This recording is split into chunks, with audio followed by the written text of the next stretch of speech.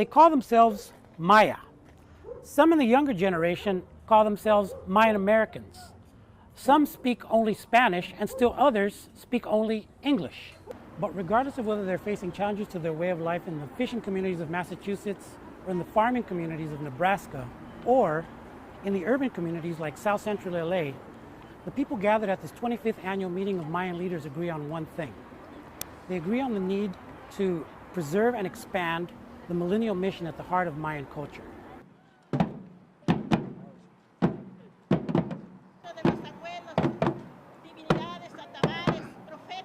This 25th annual meeting of Mayan leaders continues to grow, and it's taking place at a time when the Mayan population itself is growing in many parts of the country. At the heart of this year's meeting is the issue of Mayan youth and the challenge of passing on the knowledge that, like the maíz, or maize, will grow in the United States. Juanatano Cano, one of the organizers of the meeting, came to the U.S. under circumstances resembling those that brought hundreds of thousands of other Maya to places like Los Angeles. But unlike the immigration stories that many of us grew up with, the immigration story of Juanatano and the other Maya didn't involve the pursuit of an American dream. Instead, it involved fleeing a U.S. foreign policy nightmare. Why did you migrate to the U.S. and to Los Angeles? Well, I migrated here because, first of all, when the time that I grew up, there was a civil war going in Guatemala, even though a lot of people don't say that it is a civil war. But for us, it was a kind of a civil war. Even though some people, they say that there was no genocide, but for us, like, we don't know how to call it. When you see a whole town of people being wiped out, a whole town, like, even like military coming to a whole town and like killing them off. I don't know how to. I don't have no name for that. Except for me, genocide. Except for us, it's genocide. And one thing, and two, I couldn't live in that environment. Seeing my neighbors, seeing maybe relatives being killed, and it's like, what's going on here? I felt like the next one is going to be me, but the next person they're going to come after is going to be my mom and my dad. And I told my mom and my dad, let's get out of here. And then mom and dad said, no, you can't. You have to stay here. We have to stay here. If someone comes and kills us, might as well just kill us all. So that's kind of the reason. And then I went into a big city. I would say, when you see people that call themselves Latino, but you see their face, you see some of the way they talk. Do you see people that could be Maya too, but they don't embrace it? Way? They prefer to dress like maybe any Latino. But then, but mom and dad is not Latino. Mom and dad some of them didn't speak Spanish at all. They have their own native language. And then the kids are having this conflict, this cultural conflict. Yes.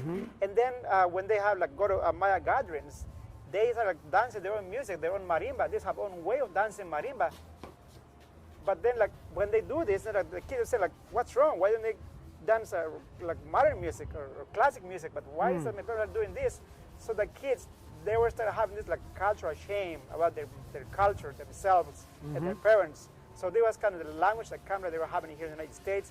I'm talking maybe 15 years ago or 10 years ago, and that's when the reason we're coming here and have the kids share their experience. What's going on with them? What they're going through. So that's kind of the reason that now we bring them together. Their parents are here, the youngs are over here, and we're talking about this kind of stuff, our stories and life experiences, and that's what we're doing with these young people that are here in this conference. Para el Maya, todo inicia donde todo termina, y todo termina en donde todo inicia. To deal with the conflict facing Mayan youth, Cano and Mayan leaders developed materials that inspired and raised their consciousness about the transformative power of their culture, a culture that has survived and grown for millennia. So it would have to be to bring people together? Yes, from different states. Born and raised in central Los Angeles, Karim Ventura is a walking, talking, and praying symbol of both the challenges and the potential of the Mayan future. I want to talk to you about, what is it like growing up Maya in central LA? For me, it's very, I would say, not so much difficult, but in a way, in a sense, yes, it is difficult. Like how? there's only buildings, houses, not enough trees, not enough nature, not enough space to actually feel free. And is this growing, you think, in your community generally? Yes. People trying to rescue and maintain or keep, preserving what you have? I think it is. Where do you see it? Where do I see it? With our own communities.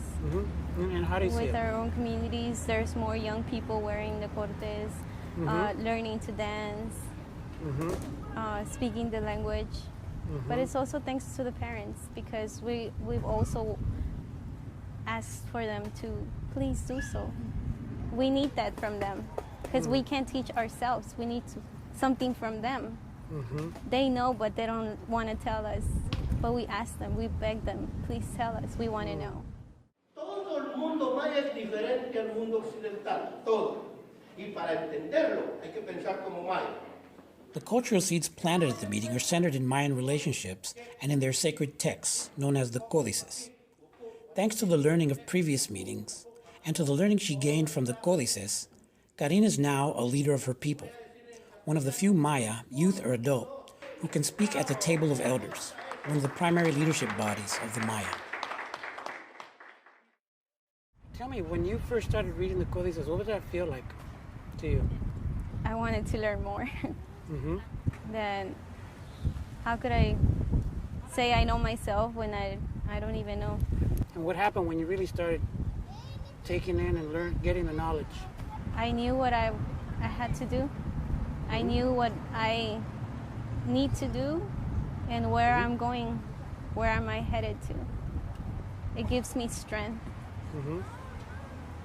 inside, and mostly passion.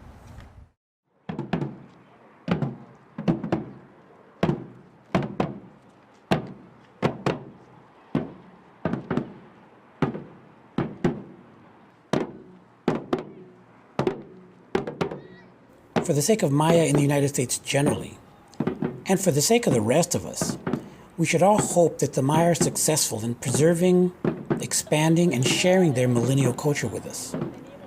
Difficult, even apocalyptic times like ours need such a millennial culture.